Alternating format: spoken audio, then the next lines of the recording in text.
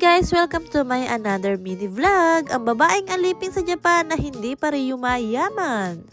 May therapy nga ngayon talaga si anak, pero hindi ko na nga siya pinapasok dahil kahapon nga nilagnat siya at hanggang ngayon nga masama ang pakiramdam niya. Kaya ang sabi ko sa teacher niya, pag-a-absentin ko na lang muna siya. At dahil may sakit nga ngayon si anak, kaya ang buong video namin ngayon, dito lang talaga kami sa bahay. Pagkatapos ko nga ayusan si anak ng buhok, pinakain ko nga lang din siya at pagkatapos niya kumain, nahiga na nga rin siya sa kama. Pag masama nga ang pakiramdam ni anak, hindi talaga siya nakakain ng kanin. Kaya pasalamat talaga ako dahil kahit masama ang pakiramdam niya ngayon, marami siya nakain kanin.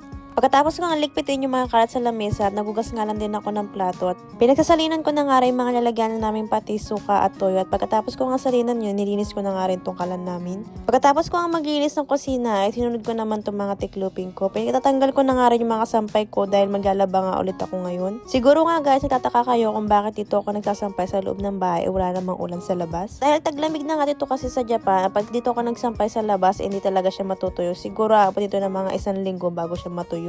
Wala nga rin kaming dryer dito sa may bahay at kung ipapadry ko naman to sa coin laundry, gagastos pa ako. Kaya para makatipid naman, dito ko na nga ito sinasampay sa kwarto namin dahil naka-heater nga kami kaya mabilis lang tumatuyo. Yung mga tiniklop ko nga ng mga damit, kinilaban ko pa nga yun na 1 araw pa at ngayon ko nga lang din tiniklop. Pagkatapos ko nga magtiklop, naisipan ko naman gumawa ngayon ng cheese roll. First time ko nga lang din gagawa ng cheese roll at hindi ko nga alam talaga kung anong kalalabasan. Ito nga rin isa sa pinakaayaw ko pag nag-bake ako, Diyos mio, napakarami ko hinuhugasan. Pero yung totoo talaga guys, medyo masama na talaga yung pakiramdam ko dyan. Pero pag hindi talaga ako kumilos dito sa bahay, lalong sasama ang pakiramdam ko. At habang hinihintay ko nga umalis sa yung ginawa kong cheese roll, nakatapos na nga rin ako sa unang salang namin ng labahin. At sinagsasampay ko na nga rin dito sa may bintana namin. Katapos ko nga isampay yung mga labahin ko, ito nga si anak, pinunasan ko na nga rin muna dahil medyo mataas nga yung lagnat kaya hindi ko muna pinaliguan. Tapos ko nga bihisan si anak, ito na nga talaga yung pinaka-ayoko. Diyos mio, sino ba nagpausong maliligo pa kasi?